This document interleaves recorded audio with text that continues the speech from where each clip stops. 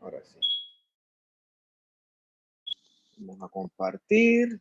Ahora sí vamos a hablar hoy de las neoplasias, que realmente son generalidades de las neoplasias. No vamos a hablar de ninguna en particular. Entonces, neoplasias hay muchas, como yo les dije anteriormente, de muchos tamaños, de muchas formas, de muchos colores, probablemente de muchos sabores también. Hay muchísimas. Entonces, si tú te buscas la estadística mundial hasta el 2020, o antes del 2020, mejor dicho, antes de la época COVID, el cáncer es la segunda causa de muerte a nivel mundial, siempre detrás de las enfermedades cardiovasculares. Lo que pasa es que las enfermedades cardiovasculares son muchos grupos, todo lo que es hipertensión, todo lo que es infarto, angina, todo lo que es SB, todo eso entra dentro de un gran grupo. ¿Okay? Entonces, peso por peso, se lleva el primer lugar desde el punto de vista estadístico. Pero el cáncer poco a poco va agarrando más y más auge. Y bueno, no es que es el cáncer como tal, sino que son todos los distintos tipos de cánceres. De más está decirles que cuando a alguien le dice que tiene cáncer, existe el estigma, ¿ok? ¿Por qué? Porque el cáncer peso por peso, de forma colectiva, no tiene cura. Eso es una verdad a medias porque dentro de los cánceres hay cánceres que sí tienen cura, ¿ok? Eso está descrito ya. Y lo que pasa es que hay cánceres con un comportamiento distinto biológico muy agresivo y otros con un comportamiento biológico más indolente. Es lo mismo que decir, hoy en día, si a ti te da tuberculosis, no es lo mismo que hace 100 años. O sea, ves que con el tiempo los estigmas van cambiando. ¿Ok? No te dije, ¿no? Cánceres como un linfoma de Hodgkin, hoy en día, con un correcto diagnóstico y oportuno, es tratable. El paciente se cura y después es perfectamente funcional. Mientras que otros, por ejemplo, el de páncreas. ¿Cuál es el problema con el cáncer de páncreas? El tamizaje.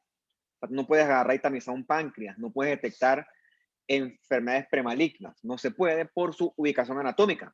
Entonces, por lo general, cuando se descubre, ya es metastásico y entonces ya es fatal. Entonces, hoy en día esto es lo que está en boga. Conocer la base molecular del cáncer es lo que nos ayuda a nosotros entonces a poder predecirlo y a poder tratarlo.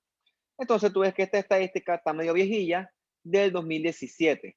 ¿Okay? Esto es una cuestión global death, causas a nivel mundial.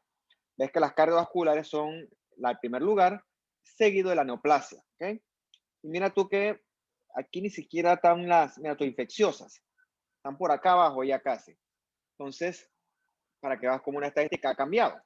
Pero si te vas a una estadística más reciente, o sea, el 2021, de lo que va hasta ahora, ves que el COVID se ha llevado el primer lugar. Es una cosa inédita, ¿no? O sea, es por las circunstancias. Pero lo anterior sigue teniendo vigencia. La enfermedad cardiovascular va de segunda y el cáncer va de tercero. Ve que el COVID se ha llevado un buen lugar en la estadística.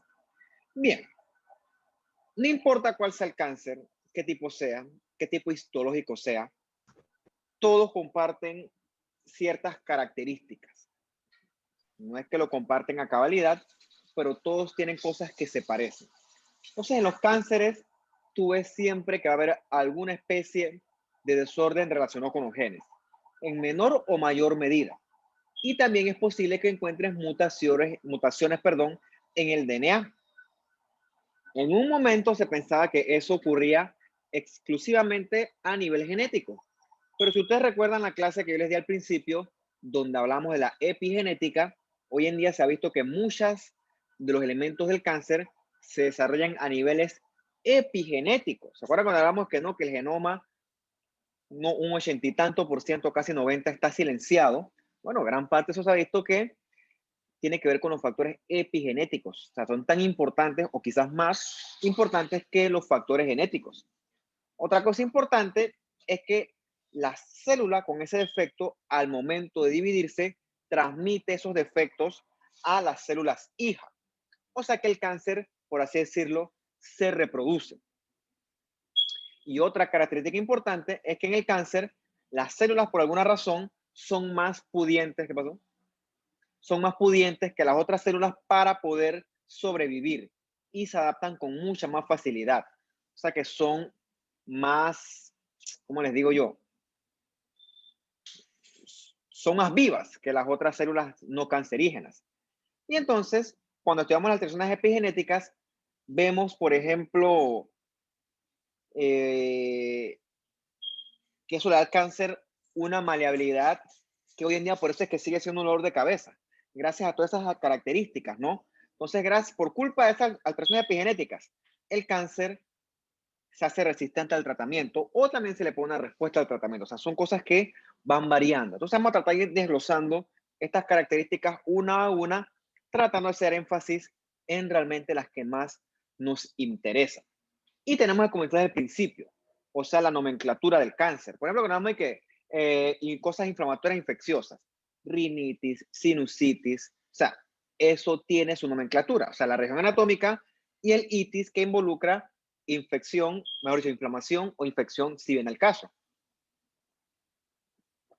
Entonces, yo siempre hablo de las neoplasias, pero si somos estrictos, neoplasia viene de neo, o sea, nuevo, plasia, crecimiento, o sea, nuevo crecimiento. Hasta este punto, les recuerdo que hay tanto cánceres, perdón, es una redundancia, está mal dicho. Hay neoplasias benignas y neoplasias malignas. Más adelante vamos a desglosar qué constituye cada una, ¿ok? Dije mal porque cuando digo cáncer, por definición, es maligno, ¿ok? Cáncer es maligno. Tumor no necesariamente. Ahorita vamos a ir desglosando esos términos para ir entendiendo. Entonces, independientemente si la célula esto es de un tumor maligno o benigno, comparten ciertas características. Por ejemplo, son células que constantemente se están dividiendo. De ahí se explica cómo los tumores crecen. La única forma que algo crezca es porque sus componentes están aumentando, ya sea en número, en tamaño o en ambas. Otra cosa importante, estas células son autónomas. Si tú te acuerdas de la clase que hablamos del ciclo celular, en el ciclo celular hay muchos puntos de restricción vigilados por ejemplo, genes supresores de tumor, ¿ok? Como el TP53 y el P53, que si la célula no cumple los requisitos, es arrestada en ese punto del ciclo celular. Bueno, y que para que la célula avanzara en el ciclo celular requería la estimulación de factores de crecimiento o de mitógenos. Bueno, la célula neoplástica no sigue esas reglas. Ella hace lo que le da la gana, ¿ok? No sigue reglas. Esa es otra característica de ellas. Y lo otro también tiene que ver, ¿no? Ella sigue creciendo independientemente de los estímulos del ambiente. O sea, por ejemplo, cuando, por así decirlo, su tejido adiposo nada más acumula más triglicéridos si usted adquiere más de la dieta. Eso es un escenario. O sea, tiene que recibir un estímulo del ambiente para que su célula se adapte. Sin embargo, la célula de cáncer, eso le vale. Ella se va dividiendo, va creciendo o deja de hacerlo. Ella hace lo que le da la gana independientemente de lo que pase con el ambiente. Por eso es que eventualmente termina desgastando al paciente desde el punto de vista metabólico. ¿Okay? Otra cosa importante, esta neoplasia que está creciendo depende de sangre. O sea, necesita sangre y necesita también nutrientes de el hospedero en este caso, o del individuo que está sufriendo la neoplasia. Por supuesto, ¿no? Cuando tú vas a una casa nueva o un anexo, tú tienes que conectarle corriente, electricidad, ponerle una cuestión para el agua.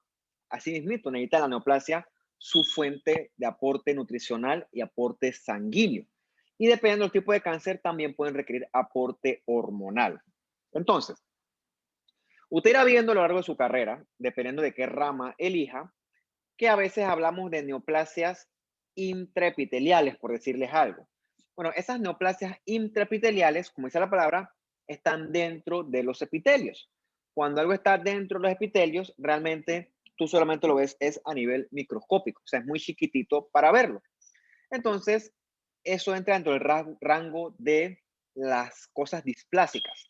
La displasia son cambios a nivel de la célula. Dice dis, incorrecto, plasia, crecimiento. O sea, tú nomás puedes constatar eso por medio de un microscopio. Cuando esa neoplasia o esa displasia comienza a crecer y a dividirse y a formar una masa visible de punto de vista macroscópico, entonces eso forma un tumor, ¿ok? Tumor es una masa que es visible. Puede ser maligno, puede ser benigno, dependiendo de el tipo de célula que lo constituya. Entonces, en esta imagen de la derecha es para que usted vea los cánceres más comunes en los Estados Unidos. A grandes rasgos, la estadística esta es bastante parecida a lo que ocurre en Panamá, por lo menos en los cánceres más comunes. En Panamá en mujer, obviamente, el más común es el de mama. ¿Okay? Dentro del mama, el subtipo histológico es el carcinoma ductal infiltrante o invasor.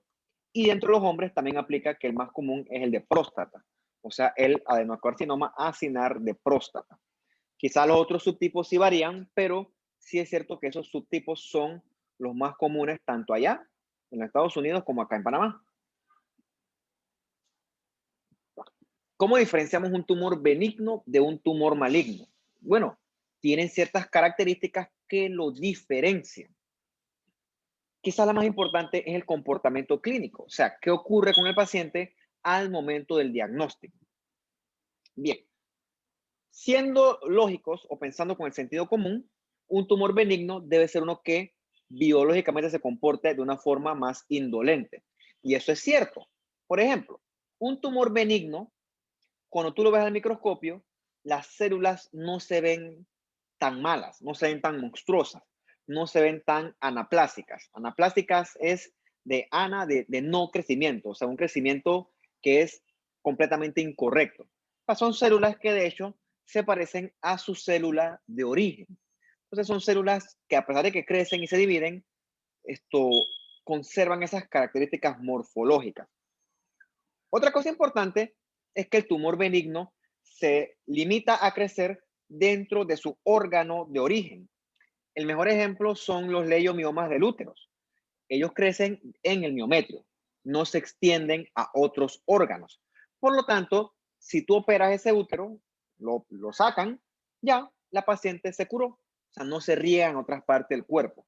Por lo tanto, en ese sentido, una vez que la paciente es operada, ya se curó y el pronóstico es bueno. El problema es que, por ejemplo, no la operes y el leiomioma sigue creciendo y cuando crece, esto comprime estructuras vecinas y eso genera síntomas. Pero si lo operas, santo remedio. Eso con respecto al tumor benigno. ¿Okay? Lo operas, cool. Pues puede crecer todo lo que le dé la gana, pero es quirúrgico, ¡fum! Lo operas y el paciente ya se curó. Sin embargo, con el tumor maligno la historia es otra. ¿Okay? El tumor maligno se sale de su órgano de origen e invade estructuras que están cerquita de él. No contento con invadirlas, también las destruye. Y la otra cosa es que el tumor maligno sí tiene la capacidad de hacer metástasis. Entonces el tumor maligno viaja por tus vasos, ya sea venosos, linfáticos, se siembra en otros lados también hace nidos secundarios de depósito tumoral y entonces el paciente queda metabólicamente muy agotado. Debido a esta capacidad de invadir, de meterse, de destruir y de regarse por todo el cuerpo, eso le da al paciente un mal pronóstico, porque tiene células regadas en todo el cuerpo que son muy demandantes, ¿okay? Tan demandantes que agotan al paciente. Tomando en cuenta este tema de que el cáncer se agarra y se pega y destruye las estructuras, de ahí es que viene su nombre tradicional, ¿no? Se le llama cáncer porque viene de cangrejo, porque supuestamente el que le acuñó su nombre dijo que este tumor se pegaba obstinadamente a los órganos, a las estructuras anatómicas, y era difícil de sacar. Aparentemente el que lo descubrió le recordó a los cangrejitos cuando se pegan a las piedras. O sea, que aparentemente son muy obstinados y no se dejan retirar con facilidad. Por eso que se llama cáncer a los tumores malignos, por su obstinación, porque son duros de resecar, porque están fuertemente pegados al sitio que eligieron. Entonces, siguiendo con el tema de la nomenclatura del cáncer, vamos a ver primero los tumores benignos, ¿ok? Y como es la nomenclatura, vamos a ver cómo se llaman ellos, de dónde vienen su nombre. Entonces, cuando le llamamos a ellos, el prefijo significa la célula de origen y se le agrega la palabra OMA, ¿ok? OMA de tumor benigno. Por ejemplo, el cartílago es condros, ¿ok? Y tumor benigno es oma, ¿ok? O sea que es un tumor benigno del cartílago, es un condroma, ¿ok? Ejemplo, un tumor de la grasa es lipo, tumor benigno oma, entonces lipoma. Músculo liso, leyo de liso, mío de músculo, oma de tumor benigno, leiomioma. Y así nos vamos, ¿ok? Entonces, el órgano de origen o la célula de origen más el sufijo oma. Entonces, eso quizás aplica más para los tumores de origen mesenquimal. Quizás con los epitelios el asunto varía un poquito y ha cambiado con los años. Antes se hablaba de ciertos epiteliomas, pero en verdad eso es un nombre que genera mucha confusión, por eso es que hoy en día prefieren usarse ese tipo de nomenclaturas. Por ejemplo, tenemos en los epitelios, sobre todo los glandulares, tumores glandulares benignos, ¿ok? A eso se le llama adenomas, ¿ok? Adeno de glándula, oma de tumor benigno. Adenomas, ¿ok? Quizás sería llamar adenoepiteliomas, pero es muy largo y se presta para confusión porque hay ciertos epiteliomas que son malignos, entonces, no. Entonces, usamos la palabra adenomas, que veremos más adelante que su contraparte maligna, entonces es el adenocarcinoma. Y también tenemos tumores epiteliales que son de células escamosas que hacen unas proyecciones que parecen como unas papilitas, valga la redundancia, que le llamamos los papilomas. Eso lo vamos a ir disgregando o discutiendo a lo largo de nuestro curso. Pero es para que usted se vaya familiarizando con la nomenclatura de este tipo de entidades. Por ejemplo, esto que tienes acá es un colon a la derecha, ¿ok? Su mucosa que usted conoce ya, su mucosa y capa muscular. Entonces tienes aquí un polipito, ¿ok? Un pólipo es un sobrecrecimiento de la mucosa, que estas células comenzaron a proliferar y generaron una masa visible, en este caso un pólipo. Entonces estos pólipos, tienen algo de displasia, esto puede entenderla mejor dicho, probablemente sea un adenoma, ¿ok? Porque es un pólipo constituido por glándulas, ¿ok? Glándulas. Pero realmente como su comportamiento es benigno, todavía no entra dentro del rango de carcinoma. Sobre el curso iremos viendo cuándo es uno y cuándo es el otro. Entonces, con los tumores malignos el asunto varía un poquito. Cuando son tumores mesenquimales, en vez de ponerle oma, se le pone sarcoma. Por ejemplo, el cartílago maligno es condrosarcoma. El músculo liso maligno, leiomiosarcoma. Hueso maligno, osteosarcoma. Y tumores de grasa o lipomatosos malignos, liposarcoma. Por definición, los tumores de la sangre, tanto las leucemias como los linfomas, son malignos, ¿ok? Por definición. O sea, no hay tumores benignos de la sangre en ese sentido. Y con respecto a los tumores epiteliales malignos, ellos terminan en el sufijo carcinoma. Entonces, este que tienes acá es un tumor que forma glándulas, por lo tanto es un adenocarcinoma. Y acá el que hace tumor del epitelio escamoso se le llama entonces carcinoma de células escamosas o más corto, carcinoma escamoso. Entonces, cuando tú ves estas glándulas de aquí, ves que son largas, son irregulares, ves que las células tú no puedes tener dos que sean iguales, o sea que hay mucho pleomorfismo nuclear, o sea, pleo de variomorfismo de formas, muchas formas nucleares, o sea, son células que son evidentemente malignas en glándulas que son evidentemente, ¡pum!, se meten, invaden, ¿ok? Versus que las comparas con la anterior, déjame poner la anterior, caray, que ves que son glándulas tubulares chiquititas, más o menos parecidas unas entre otras, pero estas acá están todas monstruosas. Por morfología, algo cuando es maligno, pues es evidentemente maligno. A veces no es tan fácil, pero por lo general sí es fácil de discernir cuando la muestra es óptima. Entonces ya sabes, ¿no? Cuando es maligno epitelial, termina en el sufijo carcinoma. Dependiendo si es que escamoso, si es adeno, ahí tú te vas, ¿ok? Tiene sentido si lo analizas. Entonces vamos a diferenciar qué características tenemos de tumores malignos y de tumores benignos, ¿ok? Y gran parte de estas características las diferenciamos en, por ejemplo, el grado de diferenciación. Por ejemplo, hay tumores que se parecen mucho a su célula de origen. Entonces, estos son tumores que son bien diferenciados. En ese sentido, son tumores cuya célula tiene un comportamiento biológico más indolente. Hay excepciones, ¿ok? Y anaplasia es que definitivamente tú no puedes decir a ciencia cierta por morfología de dónde vino esa célula, porque ya es totalmente irreconocible a cómo era en comparación a su célula de origen. Por ejemplo, tienes acá grasa normal, ¿ok? Pero aquí tienes unos adipocitos un poquito más grandes, pero son igualitos a sus hermanos benignos, solamente que son un poquito más grandes, ¿ok? Estos son los clásicos adipocitos que tú encuentras en los lipomas.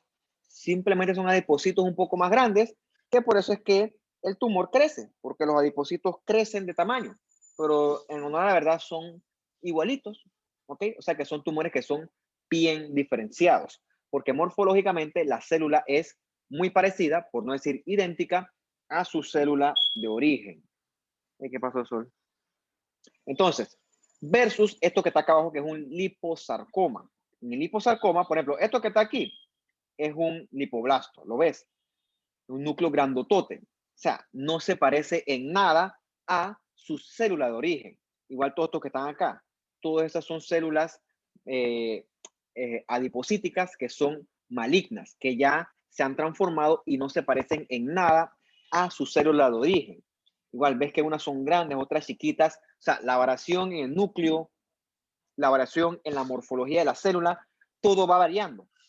Entonces, ya no se parece a su célula de origen. Entonces, hay anaplasia, ¿ok? Es un tumor pobremente diferenciado. Y por lo tanto, de más está decirle que este que está acá abajo es mucho más peligroso que este que está acá arriba. Este que está acá arriba nada más crece, quizás molesta, pero se limita a su plano de origen. Sin embargo, este liposarcoma, ok, crece en la grasa, pero si lo deja crecer mucho, se mete en el músculo, hasta en el hueso llega, esto puede hacer metástasis, invade otros tejidos. Por eso es que para sacar este, tú nomás operas el tumor y ya, pero probablemente si esto le crece a la pierna, en la pierna de alguien, hay que ¡pum!, cortar toda la pierna, ¿ok? Esa es la diferencia, porque para que veas que no es lo mismo. Invasión local, como te dije, la capacidad que tiene el tumor de extenderse a otras estructuras. Como te dije, ¿no? El benigno por lo general se queda en su lugar, pero el maligno ¡bum!, se mete a otros lugares y además es decirle que metástasis es una característica que es del maligno, que es regarse a otros sitios. Entonces, como le dije, la diferenciación es que tanto tu célula neoplásica se parece a su célula de origen. Entre mejor diferenciado, mejor comportamiento biológico la mayoría de las veces. Entonces nosotros en el laboratorio de patología hablamos de tumores que son bien diferenciados y tumores que son pobremente diferenciados. El bien diferenciado, yo puedo discernir la célula de origen, ¿ok? A veces es difícil con el bien diferenciado porque es duro decir si realmente es un tumor o no. Mientras que con el pobremente diferenciado, yo no puedo decir de dónde vino porque esa célula ya no se parece a nada. Entonces, en ese escenario, toca usar métodos extra para diagnosticar. Y en el medio, tenemos a los moderadamente diferenciados, que es realmente a donde prácticamente pertenecen todos los tumores. Entonces, ya hablamos de la anaplasia, que es que no se diferencia, por lo tanto, yo no sé de dónde viene eso, no sé si es epitelial, no sé si es mesenquimal, no sé si es hematolinfoide, no lo sé, tengo que usar inmuno para discernirlo. Ya le dije, ¿no? Displasia es crecimiento incorrecto, palabras más, palabras menos, como dice aquí, pérdida de la uniformidad de células individuales. O sea, tengo una célula que, ponte que es de exocervix, una chiquita, una grande, una cuadrada, una triangular, una grandotota, una chiquitita. O sea, no hay crecimiento, no hay orden en el crecimiento, pero displasia ocurre a niveles de las células. O sea, tienes que verlo en un microscopio. Displasia es de algo que está yendo hacia malignidad. Dependiendo de las escalas, la displasia también se gradúa de leve, moderada a severa, y eso va con su respectivo comportamiento biológico. Siguiendo estas máximas, un tumor benigno, tú esperas que sea bien diferenciado. Y también es para que sea un tumor que no prolifere tanto, por lo tanto no debe tener mucha mitosis. Claro que puede tener, porque de dónde está creciendo. Sin embargo, un tumor maligno, las células son como estas, células que son pleomórficas, tienen distintas formas, hay pérdida de la polaridad del epitelio. ¿Me explico? Yo sé que esto es escamoso porque hay diferenciación escamosa, ¿no? Tú ves aquí las perlas de queratina haciendo esos remolinitos, son células con amplio citoplasma, ¿ok? Eso es cosa de epitelio. Y la otra cosa de los epitelios, que son células cohesivas. Cuando ustedes en histología, tuvieron que hablar hablado de las uniones intercelulares. Las uniones intercelulares son sobre todo características de los epitelios. Gracias a eso, tu piel tú te la puedes jalar todo lo que tú quieras y no se rompe. Gracias a la cohesividad de las células de la epidermis. Por lo general, el tumor, a pesar de que se porta mal, conserva parte de esa cohesividad. Eso me orienta a mí a que este tumor probablemente es epitelial y probablemente escamoso. ¿Ok? Otra cosa que hacen los tumores, al igual que las infecciones, cuando el tumor ataca, tu cuerpo se defiende. Por lo tanto, tu cuerpo puede hacer inflamación. Y el estroma también puede reaccionar con intento de reparación. Entonces, en el tumor, el estroma se pone bien fibroso, como usted lo ve acá, aquí. Es que el estroma de fondo de estas glándulas no es la lámina propia que tú conoces. Es un estroma bien fibroso porque es un estroma que está siendo atacado por el tumor. Esa reacción del estroma frente a un tumor, sobre todo maligno, se llama la desmoplasia. Entonces, esa desmoplasia, por ejemplo, es lo que genera las masas palpables en la mama cuando hay carcinomas. ¿Okay? Entonces, gracias a esa proliferación de tejido estromal fibroso. Entonces, esto que está acá es la clásica displasia que si a usted le gusta la citología, verán en su momento.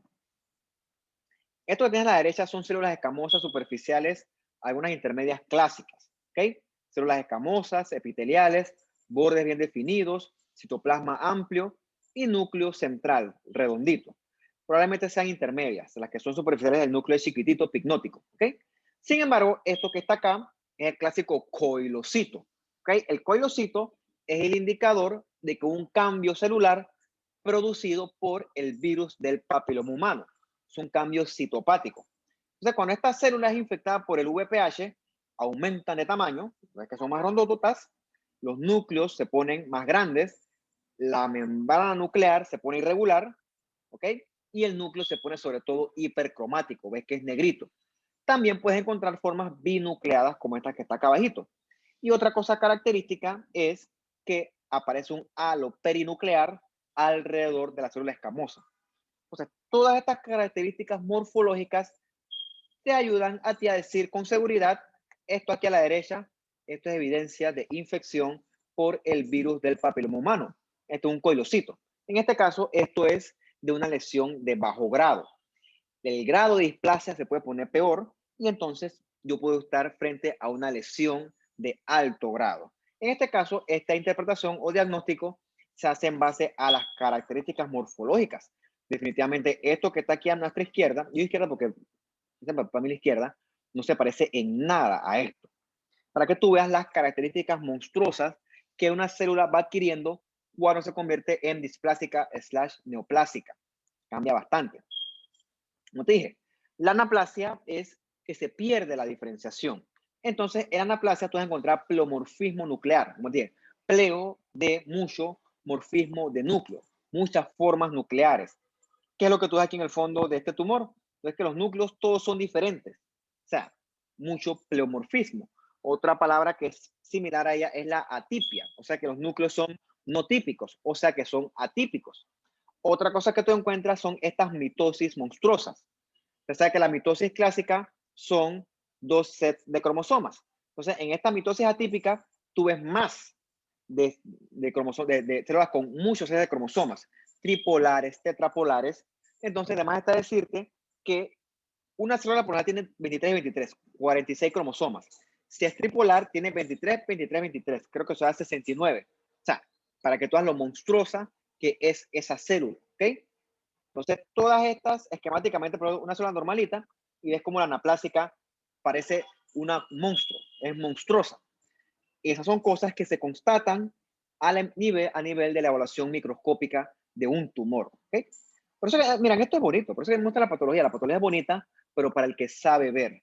Para el que no sabe ver, todo se ve inevitablemente morado y rosado. Esta es una imagen de una página que yo sigo en Instagram. Búsquenla, es bien bonita. Salen cosas curiosas para que tú veas todas las formas de mitosis atípicas. Tiene esta aquí que parece un croissant, esta que parece que es un grumpy cat.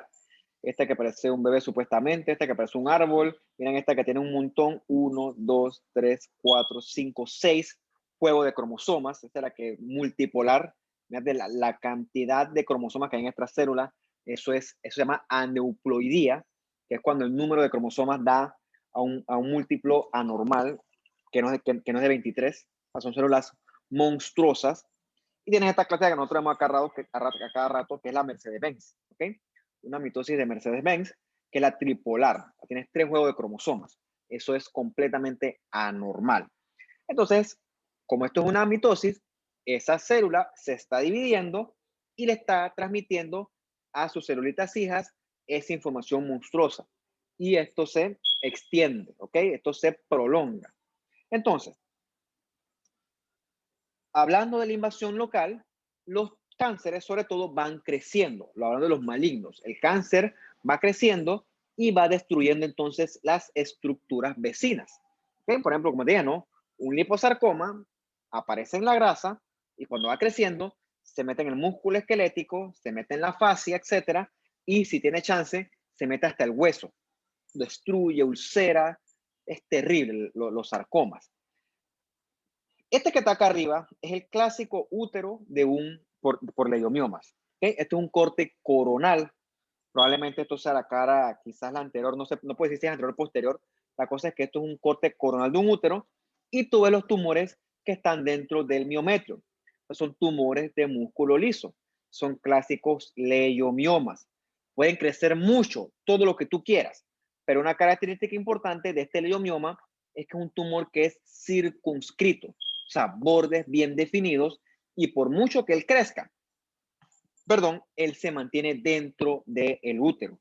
Eso es cosa de benignidad, cosa que si lo operan, ya, se arregla el asunto. Sin embargo, este acá abajo es un leiomiosarcoma. Tú ves aquí que tú los bordes del tumor, tú no los puedes, tú no los puedes definir con facilidad. De hecho, no los puedes definir porque aquí tienes bordes mal definidos. Es un tumor de bordes infiltrantes y ves cómo él se sale de la serosa del útero. Él rompe, ¿ok? E invade estructuras adyacentes. Entonces, además está decir que probablemente esta paciente la operaron y parte del leiomyosarcoma se quedó dentro de ella porque es un tumor que es difícil de resecar. Porque como les dije, se pega obstinadamente a las otras estructuras.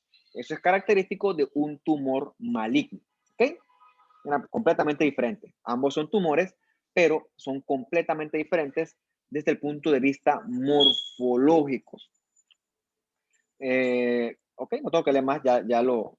¿Qué pasa? Un tumor maligno como este requiere una cirugía grande. Por eso es que existe la especialidad de la cirugía oncológica o la ginecología oncológica, ¿ok? Donde hay que hacer cirugías muy grandes para tratar de resecar el tumor con márgenes limpios. Márgenes son donde el cirujano corta. Eso yo lo evalúo en el microscopio y digo si hay presencia o no de células tumorales en el margen. Si el margen está negativo, la cirugía teóricamente fue exitosa y el tumor fue resecado en su totalidad. Si yo veo tumor en el margen, quiere decir que la paciente se quedó con tumor dentro de su cuerpo y hay que seguir tomando otro tipo de conducta. ¿Ok? Eso funciona así. Esta es parte del trabajo de nosotros dentro del laboratorio de patología. Este es un tumor reciente. Esta es mi mano, por cierto. Probablemente esta está en una camisa. No, mentira. Yo tengo 6 camisas de estas. Esto es una escápula, ¿no? Paciente. Mira, tengo otra foto. Por ahí se las paso. Ya, porque ya tengo el caso mejor construido. Esto que está aquí una escápula y tú realmente, este es tumor. Tú no puedes, ahí no hay remanente de escápula realmente. O sea, el tumor se está metiendo obstinadamente en lo que él encuentra. Esto es un condrosarcoma. O sea, se está metiendo en el músculo, se mete en la grasa, se mete en el hueso. O sea, es un tumor francamente invasor. Uf, se mete y destruye todo, que todo lo va destruyendo. Eso es cosa de tumor maligno. Este paciente ya le habían quitado el brazo por el condrosarcoma, pero el tumor fue obstinado y creció una escápula. Y ahora le quitaron parte de la escápula que había crecido como una joroba, y entonces ahora me mandaron eso a mí, o sea, porque para que veas el comportamiento maligno de ese tumor. Si me recuerdan, después les enseño las otras fotos para que vean cómo se ve esto con mejor tallado, ¿no? Eso es parte también del trabajo del patólogo, recibir estas piezas y cortarlas. Bien, Metástasis ocurre cuando el tumor Profe, una maligno de... pregunta, disculpe. Sí, no, tranquila, tranquila, dime. Es una curiosidad solamente. Por ejemplo, si el cirujano no logra hacer un corte limpio, ¿se puede Ujú. hacer como un segundo intento para quitar lo que quedó o ya hay que ir como a quimioterapia o cosas así? Bueno, depende del tipo de tumor que sea. Y para eso existe una cosa que se llama la neoadyuvancia, ¿no? Neoadyuvancia es el uso de quimio radio para poder achicar el tumor. Dependiendo del tipo de tumor, pueden pasar ese tipo de cosas, lo que tú dices. Puede ser que haya que regresar, abrir la paciente y resecar lo que quedó, que eso también ocurre, que se llama una cirugía para ampliación de márgenes, o, como tú acabas de decir, puede ser que la paciente, bueno, quedó tumor, pero eso lo reducen con quimio o con radio. O puede ser las dos cosas, puede que haya que reducirlo con quimio o radio y después entrar a operar de nuevo.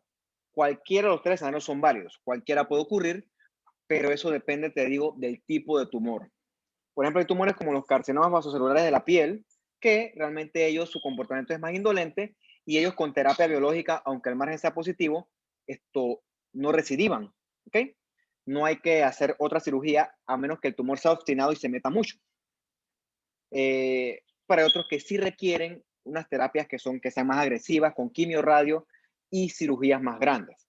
Dependerá siempre del tipo de tumor, ¿ok? Por lo general, lo ideal es hacer márgenes negativos, pero si hay que regresar en un segundo intento, la conducta se toma dependiendo del tipo del tumor. Y todos los escenarios son válidos, ¿ok? Todos son válidos dependiendo del tipo del tumor. Por eso digo, no es un sarcoma con un enocarcinoma, parecidos, quizás desde el punto de vista biológico, pero en verdad no, son totalmente distintos y se toma una decisión dependiendo del paciente. Por ejemplo, si un paciente de 80 años que prácticamente no aguantó la primera cirugía, eso tú no vas a poner de nuevo otra cirugía, ¿me explico?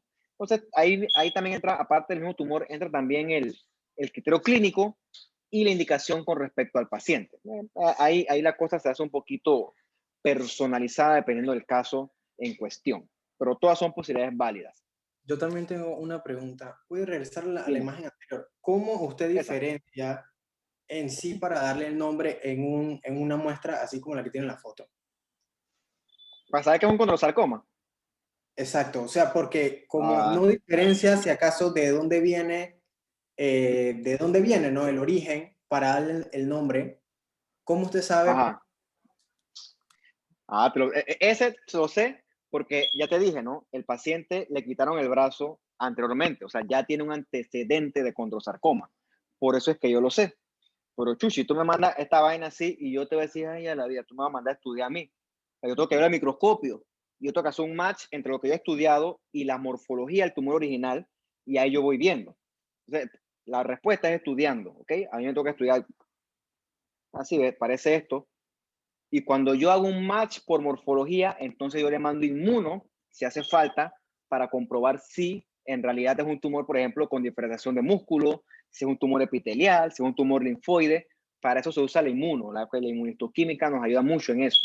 O sea, como yo tengo que tener una correlación macroscópica, ¿ok? Por ejemplo, aquí no se ve por el detalle de la imagen, pero cuando tú lo ves más de cerquita, se ve matriz condroide. ¿Cómo yo sé eso? Bueno, porque yo hice una especialidad de 3 años en la que yo veía estas cosas y ya tú ganas ojo, ganas experiencia. Y después tú haces el match entre lo macro y lo micro y ahí tú sabes, tú puedes decir, bueno, si esto es un condrosarcoma, esto es un osteosarcoma, tienes que meter más tejido, tienes que rebajar el tejido. Ese es el arte, por eso es que me pagan, esa es la respuesta. Me pagan porque yo sé decir eso, ¿okay? Porque me toca estudiar y a veces me demoro con los casos, pero que me toca estudiar, tengo que ver el microscopio. ¿Okay? Definitivamente por macro no es. ¿Okay? Todas estas cosas mira, este caso me lo dieron antes, iban 30 cassettes son 30 cortes de esto. ¿Okay? Yo lo vi rapidito hoy porque hoy es viernes y no es hoy. Y dije, esto es un condrosarcoma. ¿Por qué? Porque tiene matriz condroide, tiene condrocitos, se comprueba la sospecha diagnóstica. Pero eso es por entrenamiento, esto se adquiere con entrenamiento. Por ejemplo, esta cosa del coilocito, esto es difícil de ver al principio. Cuando tú haces un PAP, tú es una cuestión llena de células. Entonces tú tienes que ahí, tiqui, tiqui, tiqui, tiqui, tiqui, tiqui, tiqui, tiqui, café, no me molesta a nadie. Y tú te encierras allá con calma, 10x, 20x, regresas. O sea, es con el estudio y ganando ojo, ¿ok? Ganando habilidad visual. Es como, por ejemplo, te lo voy a extrapolar a ti, a tu circunstancia. una de sus destrezas es sacar sangre. Tu primera muestra de sangre, flebotomía, no es igual a tu flebotomía 10, ni a la 20, ni a la 30, ni a la 100. Con el tiempo vas ganando destreza, vas ganando velocidad, vas ganando habilidad y aprendes a hacerlo cada vez mejor. ¿Okay? Se llama curva de aprendizaje. En este caso, curva de aprendizaje manual. En este caso es visual, ¿ok? Visual y hay que estudiar. Esa es la respuesta. Esto es entrenamiento que a veces es tedioso y si no te gustó mi respuesta, te voy a decir una cosa, al final hay cosas que yo no sé qué son. A veces el tumor está tan anaplásico que toca hacer el inmuno y bueno, marcó marcadores de músculo liso. Bueno, esto es un tumor pobremente diferenciado, una neoplasia pobremente diferenciada con diferenciación muscular. A veces hay que hacer eso. Hay veces que sí no podemos llegar tan lejos, ¿no? Todavía no.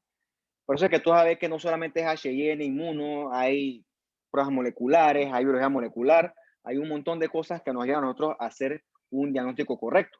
Por eso es que es importante que ustedes conozcan este curso de patología, porque yo veo la morfología, pero el que me prepara las laminillas, el que me hace el inmuno, el que me prepara las citologías, todos ellos son tecnólogos médicos, ¿ok?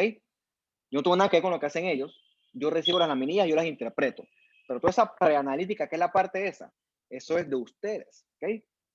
Eso tiene que ser su calidad, su control de calidad, sus protocolos, todo eso es de ustedes, ¿ok? Entonces yo es un equipo, ¿no? Por eso es que es importante que usted conozca el contexto de cómo ocurre esto. Y a todos nos toca estudiar, sentarnos, discutir los casos, qué opinas tú, qué opinas yo, qué opino yo. Es eso, ¿no? Toca estudiar bastante. Esa es la respuesta, la mejor respuesta que te puedo dar. Bien, metástasis es cuando un tumor se disemina a otro lado. Además, está ahí que cuando un tumor hace metástasis, ya no es operable. ¿Por qué lo vas a operar? Ya el tumor está regado. A menos que operaras todo el cuerpo, que eso no es posible, ya el tumor está en la sangre, está en la vía linfática. O sea, ya es un tumor de mucho peor pronóstico, ¿ok? Entonces ya conta ahora de tirarle una bomba nuclear al tumor, o sea, una quimio, una radio muy potente, para exterminarlo. Entonces, por eso es que estos tumores benignos no deben hacer metástasis. Se lo ponen no deben porque la vez pasada estamos discutiendo que hay supuestamente un leiomioma metastásico. Rarísimo, curioso, paradójico, pero bueno, usted entiende que la metástasis que yo me estoy refiriendo es la metástasis que se disemina por todos lados, ¿ok? La maligna realmente. Entonces, los cánceres son malditos, los condenados. Ellos tienen la maquinaria para meterse en los vasitos, ya sea sanguíneos o linfáticos, y ¡yum!, meterse por todos lados, viajar, transportarse, y entonces un cáncer de mama, por ejemplo, queda regado en cerebro, queda regado en hueso, en pulmón. Entonces es una cosa que uno se queda como que chuleta. La pelea es dura, ¿ok? La pelea es dura con los cánceres. Si fuera fácil, los pacientes con cánceres no se murieran. Y mira que les califiqué su quiz antes, me alegro que todos hayan tenido bien la respuesta del edema de menos superior. Eso es cierto, o sea, para que tú veas que la consecuencia, o sea, una pelea difícil, nadie quiere eso, pero el cáncer es obstinado. Los carcinomas, o sea, los epiteliales, les gusta los vasos linfáticos, mientras que los sarcomas, por lo general, se llaman por la sangre y también hacen invasión local. Una cosa importante es las leucemias y los linfomas. Por definición, ellos son cánceres que se originan de las células de la sangre. Por lo tanto, por definición, ellos están diseminados. Entonces, no son metastásicos. Es ilógico que hagan metástasis porque son tumores que son, por definición, sistémicos ya. O sea, que el que te dice que es un linfoma metastásico te está bullshiteando y ese man no sabe lo que está diciendo. Y verán que también hay un concepto que se llama el ganglio centinela. Es el ganglio que está, la primera estación linfática donde el tumor drena. O sea que si el tumor hace metástasis linfática, el ganglio linfático es el primer sitio donde debe él pararse, ¿no? Eso es otro concepto que usted escuche con el tiempo. Esto que está acá es un ganglio completamente minado por tumor. Por acá afuera está la corteza del ganglio, o la cápsula también le pueden decir. En vez de la cápsula de tejido fibroso, corteza es otra cosa, sorry. Y tú ves que aquí esto blanco es moco, ¿ok? Moco, y hay glandulitas en el fondo. Lástima que no puedo hacer zoom. Esto es un enocarcinoma metastásico a ganglio. Entonces ya cuando es así, ya él hizo metástasis a este ganglio, pero ¿cuántos más no habrá hecho? Entonces, dependiendo del número de metástasis y de ganglios positivos, el pronóstico cambia y empeora, ¿por qué no? Eso es lo que queremos evitar, ¿no? Cuando esto pasa, ya el tumor hizo fiesta en el sitio original. Profe, si señala en la imagen, nosotros sí podemos hacer zoom. Ajá. Así, mira, esto blanco aquí es moco. ¿A dónde? Eso blanco aquí No, es moco. blanco. Lo blanco Como es poro moco. Ok. Un tumor que glandular se produce moco, se llama mucina realmente. Un tumor que hace mucina, y tú ves que en el fondo de ellos hay glandulitas. No tiene por qué estar ahí. Esto se fue al ganglio. Un ganglio no tiene por qué tener glándulas. Eso es incorrecto. Entonces, como él está sembrado en un sitio que no le corresponde, eso por definición es una metástasis.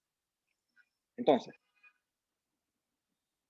pasando en otro concepto, vamos a verle un poquito la epidemiología del cáncer. Por ejemplo, ¿cómo se descubrió el cáncer? ¿Cómo yo sé que el paciente que fuma tiene riesgo de cáncer de pulmón? Por decirte algo. ¿Cómo yo sé que la paciente obesa tiene riesgo de cáncer de endometrio? Bueno, eso se logró recopilando estadísticas de las poblaciones de hace mucho tiempo. Por ejemplo, yo agarro, hoy es 2021, yo quiero estudiar todos los cánceres de pulmón de 10 años para atrás, un estudio retrospectivo. Y resulta que en la historia clínica, de esos 100 pacientes, 80 fumaban. Entonces, yo puedo decir que hay una relación entre el tabaquismo y el cáncer de pulmón.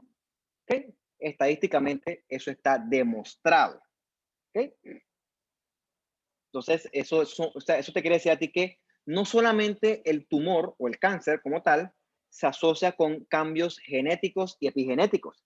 También hay factores del ambiente que gatillan esos tumores. Del mismo modo, un paciente que fumó toda su vida, el cabrón puede que nunca hizo cáncer. ¿Me explico? Entonces, hay variación de individuo a individuo. Por eso que la persona hay que estudiarlas. O sea, eso se llama la biología del cáncer. Es muy heterogénea. ¿Okay? Varía de persona a persona. Entonces, por ejemplo, hemos visto, estadísticamente demostrado, que hoy en día casi no hay cáncer de cervix en comparación a hace 5, 10, ni mucho menos 20 años. Hace 20 años el carcinoma de cervix se comía las estadísticas, era el primerito. Pero en Panamá, que es un país chiquito, el tamizaje con el PAP llega a muchos lugares. Y con el tamizaje con el PAP se detecta en la displasia. ¿Okay? Ya no avanza, ya no debuta como un carcinoma invasor. Entonces, con la displasia, se puede tomar una conducta y ya no tenemos que esperar a que el tumor invada y haga metástasis. Entonces, se aborda a tiempo. Entonces, ya la paciente se le trata a tiempo y no hace una enfermedad mortal. O sea, eso se llama prevención. Y eso es gracias al PAP. De hecho, el PAP peso por peso es la mejor herramienta de tamizaje para descubrir el cáncer que existe hoy en día. Y eso que el PAP se descubrió en los años 1960 y tanto por allá. ¿Okay? Pero hoy en día, 50 años después, probablemente más, sigue siendo el número 1 para el diagnóstico de cáncer. ¿Okay? Por eso es que el PAP siempre se recomienda. No voy a entrar en detalles porque eso es otra clase, ¿ok? Pero para que ustedes sepan que, por ejemplo, el que lo descubrió se dio cuenta entonces que había una relación entre el VPH y el cáncer de cervix. Entonces, la meta aquí es evitar que se transmita el VPH. ¿Cuál es el problema? VPH tiene estrategias para diseminarse con mucha facilidad. Entonces, lo que hacemos es, en ausencia de poder evitar que se disemine, es prácticamente inevitable, lo que hacemos es detectar cambios premalignos en las células. Y así le cogemos delantera al VPH. Y hoy en día, tomar esa delantera ha hecho que las estadísticas de cáncer de cervix se caigan al piso. ¿Ok? Entonces tú ves en esta lista acá todos los factores de riesgo conocidos para el cáncer. Ves el tabaquismo en grandotote, ves que tienes riesgos ocupacionales, ves que tienes exposición a rayos del sol, sobre todo ultravioleta, el sobrepeso, el alcohol, la dieta, todos son factores del ambiente que infringen o influyen en el desarrollo de un cáncer. Hay una página del Robin, creo que es el preface, que realmente te dice que al final del día parece que todos estamos destinados a desarrollar cáncer. O sea, lo único que hace falta es vivir lo suficiente. Por alguna razón, las células se comportan así. Lo que pasa es que la mayoría de las personas se mueren antes de desarrollar algún tipo de cáncer. Pero aparentemente eso estamos destinados, ¿no? Eso es como un castigo divino, celestial. Entonces, con respecto al cáncer, ya te dije, ¿no? Hay muchos factores ambientales que infringen en el desarrollo del cáncer, la dieta. ¿Ok? Hay estudios importantes, interesantes, donde se ha visto que el paciente obeso tiene un estado proinflamatorio basal. Entonces, ese estado proinflamatorio basal lo predispone entonces a desarrollar cierto tipo de cánceres. Eso está descrito. Tabaquismo, como te dije, la enfermedad que se te ocurra está relacionada con el tabaquismo. ¿Okay? La que se te ocurra. Es un factor de riesgo universal. El alcoholismo, más o menos, de cerca lo sigue, pero el tabaquismo, chuleta. Si tú quieres un vicio malo, fuma. Eso es lo peor que hay. Otro ejemplo, quizás, por ejemplo, ponte que el tabaquismo lo puedes evitar, el alcoholismo lo puedes evitar y la dieta la puedes evitar. ¿Ok? Son factores modificables, pero, por ejemplo, se ha visto que en las mujeres, y por qué no también en los hombres, hablando de cáncer de mama, el aumento de los estrógenos se ha visto relacionado con el desarrollo de cáncer de mama y endometrio. Por ejemplo, las mujeres que son obesas, el tejido adiposo, aparte de ser un tejido metabólico, también es un tejido endocrino. ¿Ok? Él genera materia prima para sintetizar estrógenos. Entonces, teóricamente, una paciente que es obesa está en mayor riesgo de sufrir o de padecer exceso de estrógenos. Entonces, esos estrógenos, desde el punto de vista endocrinológico, estimulan mucho y se han relacionado con el cáncer de mama y endometrio. ¿Ok? Entonces, ¿cómo evitas una correlación de estrógeno? Ves que hay cosas que puedes modificar, cosas que no. Y también hay infecciones que se relacionan con el cáncer. El ejemplo clásico es el VPH. ¿Ok?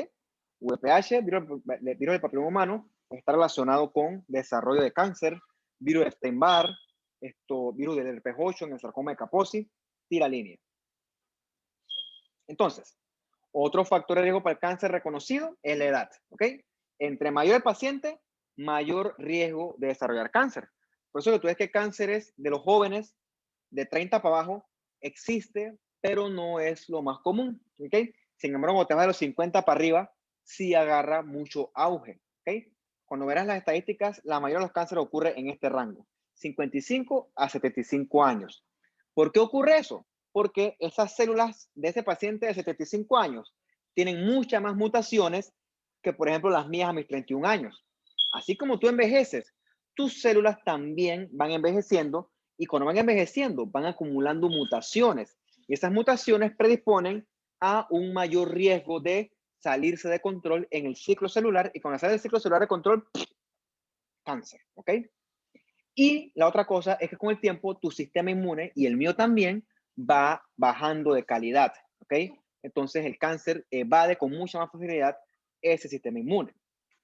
Es cierto lo que dije, pero eso no quiere decir que en niños no haya cánceres, ¿ok? También los hay, no tan comunes, pero también los hay, sobre todo las leucemias y los linfomas, ¿ok? Y hay otros factores que también predisponen a cáncer, sobre todo los relacionados con el sistema inmune. Paciente inmunodeficiente, paciente con SIDA, tiene riesgo de cáncer, ¿ok? Paciente con una lesión precursora, por ejemplo, una lesión de bajo grado por VPH, tienes un mayor riesgo de sufrir cáncer, ¿ok? Para eso el tamizaje. Y ahí nos vamos, ¿no? Esto que está aquí es el clásico ejemplo de un cáncer, ¿no? Tienes tu piel tranquilita aquí, epidermis cool, y ves cómo van creciendo estos nidos que se meten en la dermis, ¿ok? Este clásico carcinoma vasocelular, ¿ok? Un tumor de la piel, de hecho, estadísticamente es el tumor más común que de la piel, si lo dije bien. Entonces, se relaciona con la exposición del sol, de los rayos ultravioleta. ¿Okay? Con el tiempo, con la exposición descontrolada, las células basales salen de control de su ciclo celular y comienzan a proliferar sin control. Y te generan estos nidos grandototes de células. De los malignos, no es tan maligno porque no hace metástasis, pero sí es un tumor que crece, se ulcera, se sobreinfecta y puede invadir otros planos. Por lo tanto, hay que operarlo mientras que está lo más chiquito posible. ¿Sí? De más te decirte que si tú tienes este tumor, tu factor de riesgo fue el sol. Si sigues tomando sol, probablemente te salga otro. Y te operan y te sale otro. Y te operan y te sale otro. Y así te vas por los siglos de los siglos. Amén. Bien. Les dije que el cáncer tiene una base genética bien importante.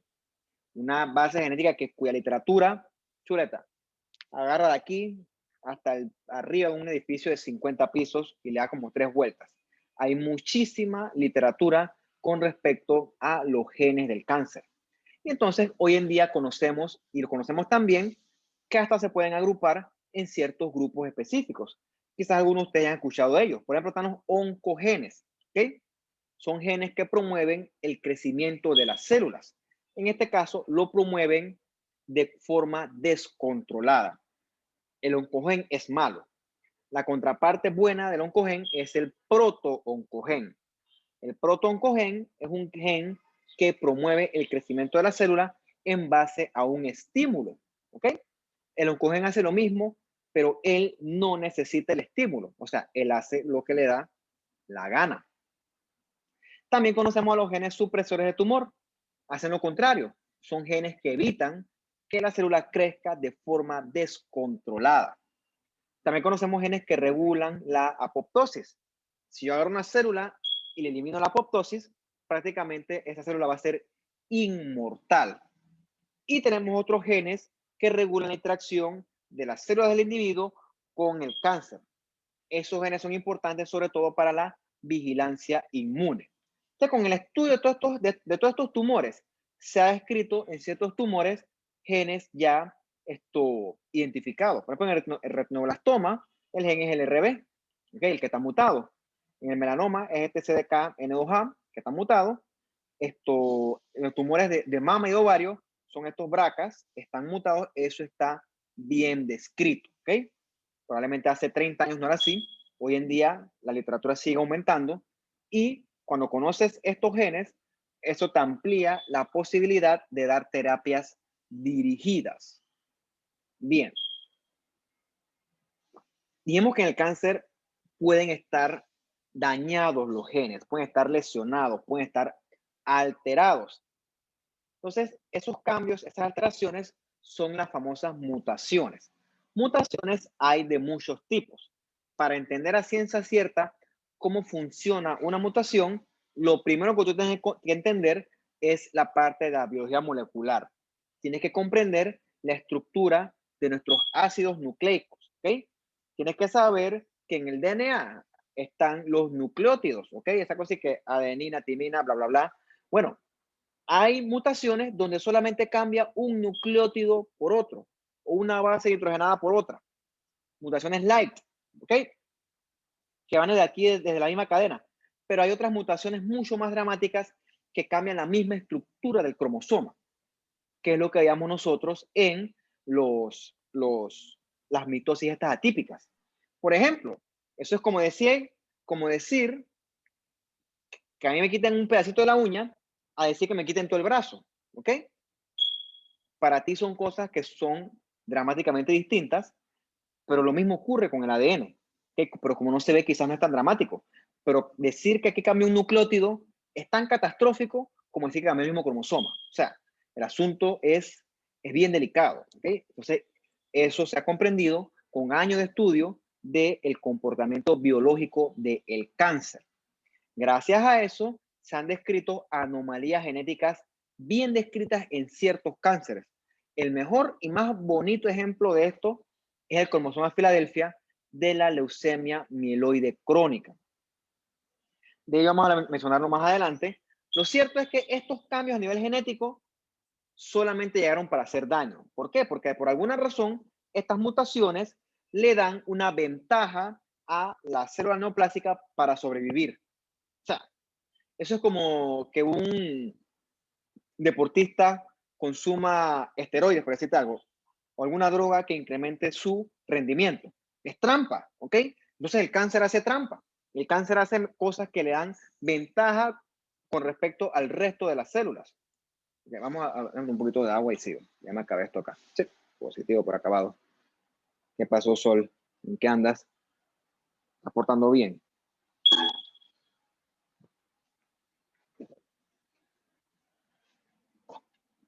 Vamos avanzando, creo que voy a terminar porque es medio tarde y tengo que hacer un examen ahorita de una maestría que estoy agarrando. ¿Ah? No me estoy cansado, tampoco puedo hablar tanto hoy. Vamos hasta donde aguante. Ya es tarde, ¿no? 6 de la tarde. Qué sopa, loco. Ay, bien enredado, loco. Tengo que organizar mi vida.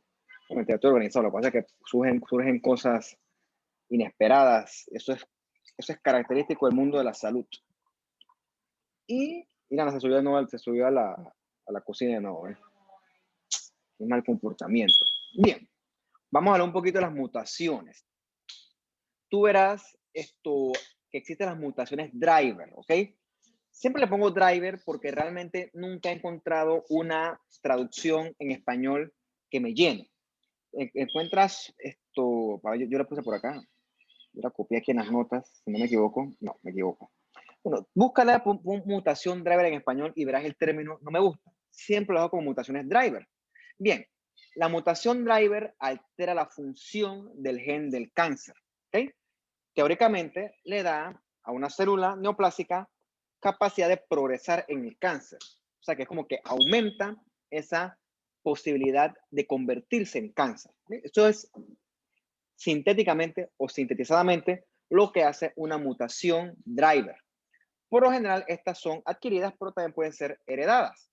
La contraparte de la mutación driver es la mutación pasajera, ¿ok? Son adquiridas del ambiente y en teoría, teóricamente, parecen no afectar el comportamiento de la célula.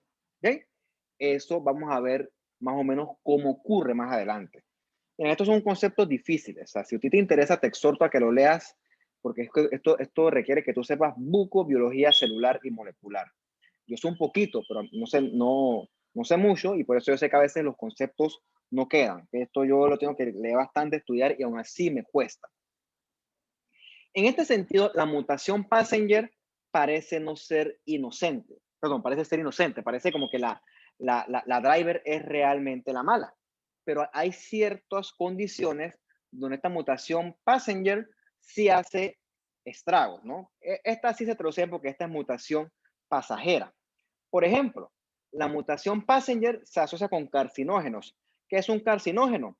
Es una sustancia del entorno, del ambiente, que te desencadena un posible cáncer. Como dice la palabra, eso no es de la célula, eso es del ambiente, ¿ok?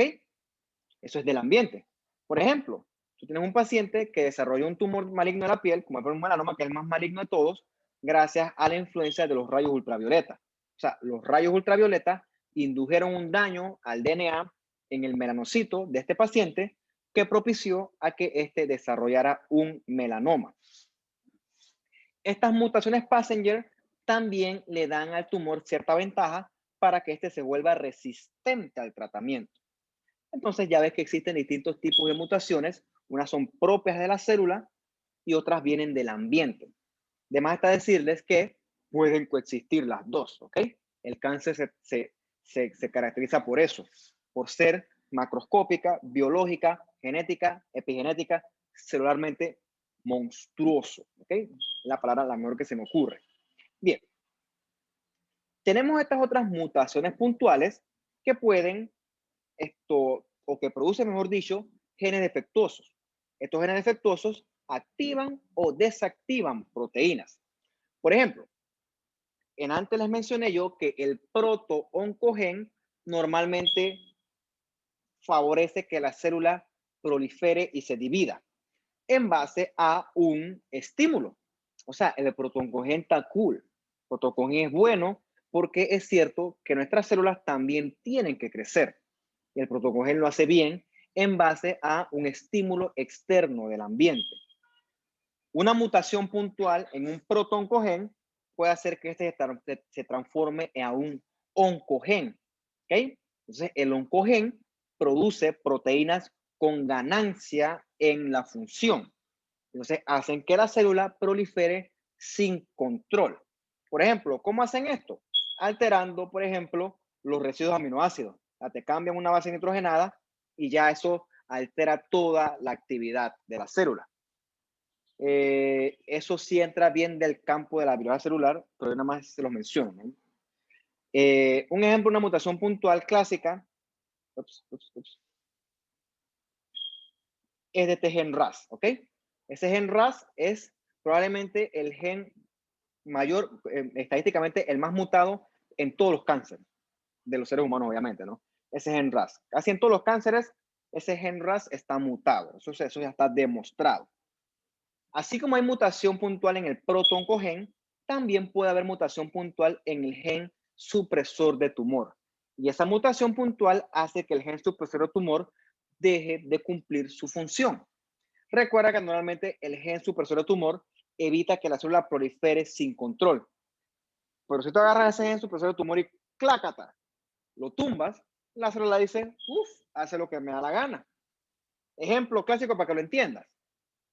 Hay un retén, punto de control, guarómetro. Mientras el guara esté ahí con el guarómetro y tú estás chupando, o venías arrancado, estás jodido. Te va a parar y no va a permitir que avances. Eso es lo que normalmente hace un gen supresor de tumor. Atrapa a alguien que está haciendo algo incorrecto. En este caso es una célula. Pero ¿qué ocurre? Tienes un carro adelante, estás tú atrás, tú vienes en fuego hasta la zapatilla, pero el de adelante también. Y agarran al delante primero. Y como adelante lo atraparon, se va a guardar con él y te deja pasar a ti. ¿Ves? Y tú pasaste y estabas en fuego. ¿Ok? Tú no debías seguir circulando, pero por culpa de que el guarda se desactivó, tú pudiste seguir circulando. Eso ocurre en nuestro cuerpo. TP53 por lo general regula el ciclo celular, evita que células defectuosas avancen en el ciclo celular. Pero ¿qué pasa si yo agarro y muto TP53? Ya no hay policía, ya no hay guardia, ya no hay retén. Y la célula que quiere salir de control, así lo hará, fuera de control. Los genes también se rearreglan. Por así decirlo, las patitas se switchean, cambian de sitio. Eso ocurre sobre todo en las translocaciones. Y otros cambios llamados las inversiones. Hay ciertas translocaciones que se conocen bien en ciertos cánceres. ¿Okay? Por ejemplo, la clásica es la translocación 922, que da como producto el gen de función BCR-ABL, ¿okay? Que es el que se identifica en la leucemia mieloide crónica. Puede haber rearreglos que, por ejemplo, activen el proto-oncogen. Entonces lleva a que el proto-oncogen se salga de control y entonces la célula, gracias a ese rearreglo, comience a regular, a proliferar más de lo que debe. Por ejemplo, en el linfoma de Burkitt, ¿ok? Pueden buscarlo si tienen curiosidad, es un linfoma bien agresivo, se relaciona con el virus de Epstein-Barr, hay una translocación entre cromosoma 8 y 14. Eso hace que se sobreexprese este gen MYC, ¿ok? Y eso hace que el tumor prolifere mucho, ¿ok? Prolifera de una forma excepcional. Tienes otro linfoma, el folicular, que tiene una translocación 14-18. Eso hace que se sobreexprese BCL2, es un gen antiapoptótico. Entonces, si hay muchos BCL2, la célula escapa a la apoptosis y se escapa a la apoptosis, teóricamente se vuelve inmortal. Por eso es que es un tumor que es agresivo, maligno, ¿ok? Por ejemplo, aquí en la imagen tienes el cromosoma 9 y el cromosoma 22. Y tú ves que se hizo un rearreglo de las patitas, ¿ok? La patita del 9 pasó al 22 y la patita del 22 pasó al 9. Que hizo un switch. Entonces, ese switch da como lugar la translocación 922, clásica de la leucemia mieloide crónica. Si tú como tecnólogo médico te gusta la citogenética, la vas a ver. Esto es diagnóstico de ese paciente. ¿Qué ocurre? Ese cromosoma Filadelfia, este que está aquí, codifica este gen de fusión, el BCR-ABL. Ese es un gen de fusión con un aumento de la actividad tirosina quinasa. Esa actividad aumenta la proliferación celular y eso activa los factores de crecimiento que dan como resultado la leucemia mieloide crónica y sus respectivas manifestaciones.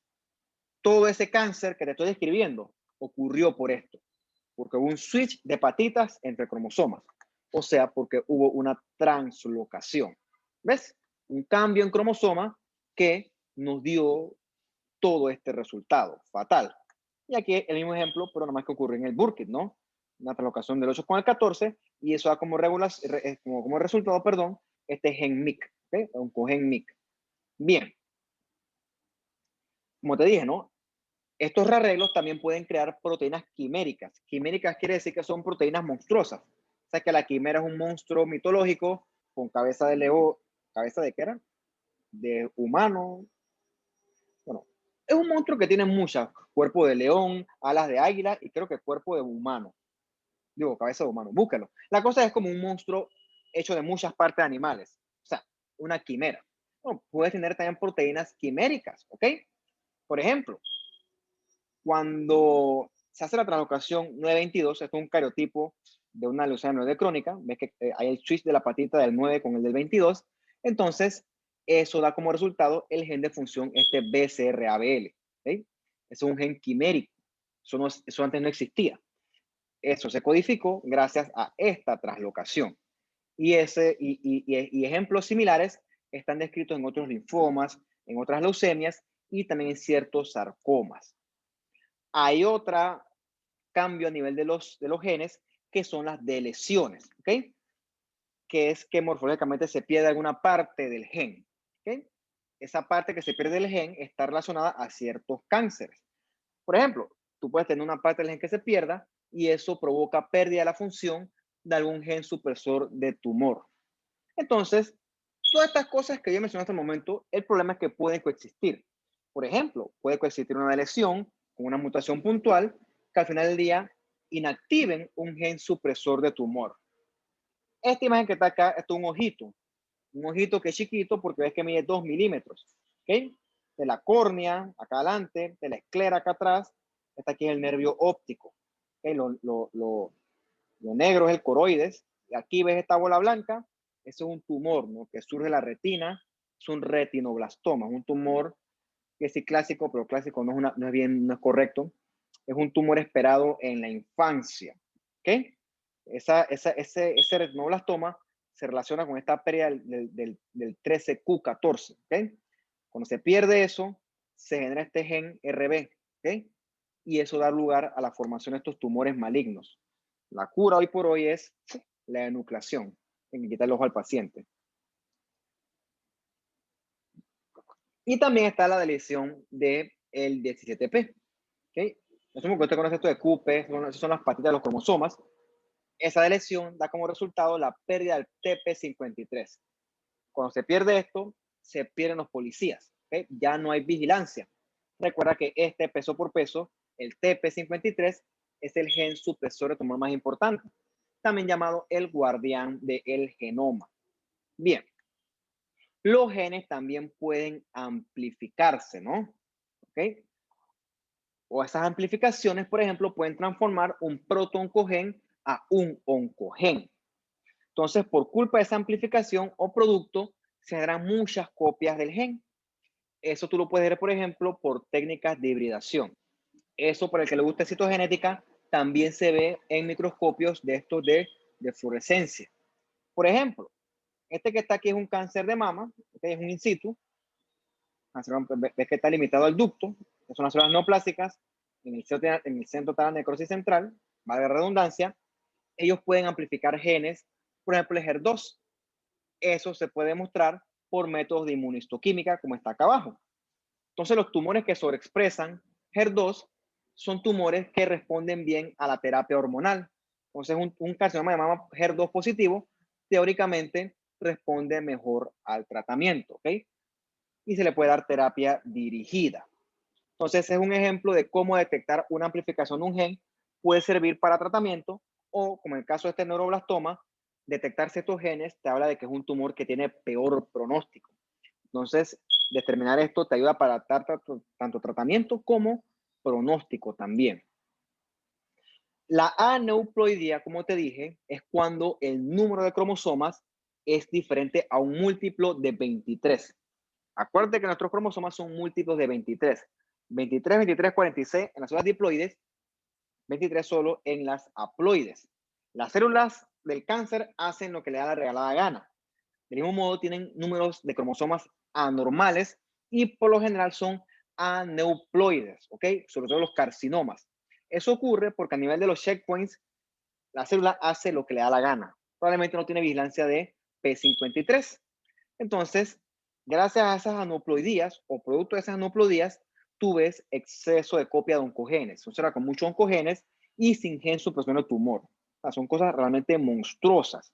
Por ejemplo, tienes esta célula aquí que está en división celular. Durante la división celular, llevar por uso mitótico cada cromátide no se hizo adecuadamente y ves cómo quedó esto asimétrico, ¿ok? Ves cómo esta célula hija tiene más cromosomas que esta de acá. Ambas están anormales. Esta tiene más, esta tiene menos, pero ambas son aneuploides. ¿Qué ocurre? Normalmente, antes que ocurra esta división, la célula es arrestada en el ciclo celular gracias, por ejemplo, al P53. Pero si el P53 está fallando, esto ocurre, ¿ok? Y esto es sentencia de que se está formando algo neoplásico. Bien, eso con respecto a la parte genética. Dijimos que también hay modificaciones epigenéticas, ¿ok? En la modificación epigenética, no necesariamente lo que está mutado es un gen, ¿no? Recuerda que, por ejemplo, imagínate el DNA como el motor del carro, ¿ok? Es cierto que sin motor el carro no anda, pero la epigenética es todo lo otro. La carrocería, las ventanas, los vidrios, las llantas, los asientos, el aire, las luces. Míralo así, ¿ok? El gen es el motor y todo el resto del carro es la parte epigenética, ¿ok? Recuerda que hablábamos que los genes tienen sus histonas, ¿ok? Y que las histonas desenrollan o enrollan esos genes para permitir que se expresen o que no se expresen. Eso ocurre por un proceso que llaman metilación del DNA. La metilación del DNA permite silenciar la mayor parte del genoma. Ejemplo de esto: tú agarras tu carro y tú sales a la calle, si tienes carro, tú no vas a agarrar y vas a andar en una calle normal a 120 a las 5 de la tarde, ¿ok? Eso es anormal. O sea, el hecho de que tú puedas agarrar y ¡pum!, apretar el acelerador y arrancar, no quiere decir que debas hacerlo. O sea, tienes que silenciar la acción del carro, ¿ok? Eso se logra regulando el acelerador. En ese sentido, la metilación del ADN o del DNA es un mecanismo epigenético que frena o regula la expresión de genes por parte del DNA. ¿Qué ocurre? En el cáncer se puede alterar la metilación y el DNA se va de control, se va a 120 en una avenida a las 5 de la tarde. Se choca, se estrella, le vale, es un delincuente total, ¿ok? Entonces puede ocurrir esta hipermetilación del DNA, que entonces silencia son genes supresores de tumor. O sea que no contento con eso, eso daña lo poquito que nos puede ayudar. Entonces, ¿qué te quiero decir yo con esto? El genoma puede estar íntegro, ¿ok? Los genes están íntegros, pero puede haber alteraciones epigenéticas que te provocan el daño entonces. ¿Y por qué no? Pueden coexistir ambas cosas al mismo tiempo. Entonces, vamos a hablar un poquito de la carcinogénesis, o es cómo se produce el cáncer. Hablábamos en la parte de biología que tus células pueden salirse del ciclo celular, se pueden portar mal, pueden hacer bravuconerías, y entonces ocurre entonces que tú tienes una vigilancia inmune, ¿okay? Una célula que sale de control es detectada por tu CD8 y ¡ja!, la mata, o tu NK. Quiere decir esto, mira, todos los días nosotros adquirimos mutaciones, ¿ok? Esas mutaciones no son suficientes para generar un cáncer, ¿ok? Porque tú tienes una vigilancia inmune que evita que cualquier cosa prolifere sin control. ¿Qué ocurre? Con el tiempo, tus mecanismos protectores van disminuyendo. Esta es una explicación de por qué los cánceres ocurren a mayor edad. Durante esta carcinogénesis o desarrollo del cáncer, el mismo tumor se hace más agresivo y con un comportamiento más maligno. O sea, invade más, con más velocidad, con más agresión, ¿ok? Eso explica por qué la gente se muere del cáncer, porque el tumor, a medida que va avanzando, adquiere más mutaciones, adquiere más aneuploidías, se vuelve más anormal, ¿ok? Como dice aquí, ¿no? La progresión tumoral indica mayor número de mutaciones. Eso hace que el cáncer sea más agresivo y que su respuesta al tratamiento sea menor, o sea, se hace más difícil de tratar. Entonces, mira, tienes esto aquí normalmente, un ductito, un carcinoma in situ, o sea, que se limita al ducto, tienes un tumor que invade la membrana basal del ducto, permea, infiltra, un carcinoma invasor, Y después tienes uno que se riega ese metástasis. Mira, este era un carcinoma in situ, ¿ok? Era un carcinoma ya, pero no es lo mismo que este carcinoma invasor que invade. Ambos llevan el título de carcinomas, pero este es mucho más avanzado, mucho más agresivo. El tratamiento es diferente, ¿ok? Si es in situ lo puedes operar y ya se arregló el asunto, pero este no. O sea, este está regado ya, o sea, biológicamente es muchísimo más agresivo, ¿ok? Vamos a parar hasta aquí ya porque ya estoy cansado y ustedes también. Entonces el miércoles seguimos, ¿no? Seguimos y vamos a la otra clase y vamos, ¿no? Es que todavía falta bastante, la verdad. Listo, muchachos, tienen preguntas, dudas, comentarios. Les mando ahorita al grupo voy a tratar que eso ahorita, las otras fotos del condrosarcoma ese, para que ustedes lo vean, vean lo terrible que es eso. Dudas, comentarios, preguntas. Tengo esto puesto porque ni me bañé. No me dio chance porque si no quería comenzar. Estoy todo despeinado de todo el día. No es que esto es por moda ni porque me gusta tener Snoopy en la cabeza a mí. No, sí me gusta, pero no para estar en la casa. ¿Qué más, muchachos? A ver, lo que sea. Listo, pues. Entonces, los dejo para que sean sus actividades. Y entonces nos veremos nosotros si podemos. El miércoles tenemos pendiente la segunda parte del cáncer. Y ni sé qué vamos a hablar el miércoles. No tengo que revisar el cronograma. Pero bueno, estamos en comunicación, muchachos. Entonces, cuídense y nos vemos entonces la otra semana. Que estén bien. Sí hay quiz la otra semana. Los temas son los que hemos abarcado. Se los chateo después, que ahorita mismo estoy medio ya disociado. Así que igual eso lo veo hoy o mañana. Ustedes saben cuáles son los temas pendientes. Listo, pues cuídense y que estén bien. Chao. Chao, Hasta luego. profe, Gracias. igualmente. Chao. Chao, profe.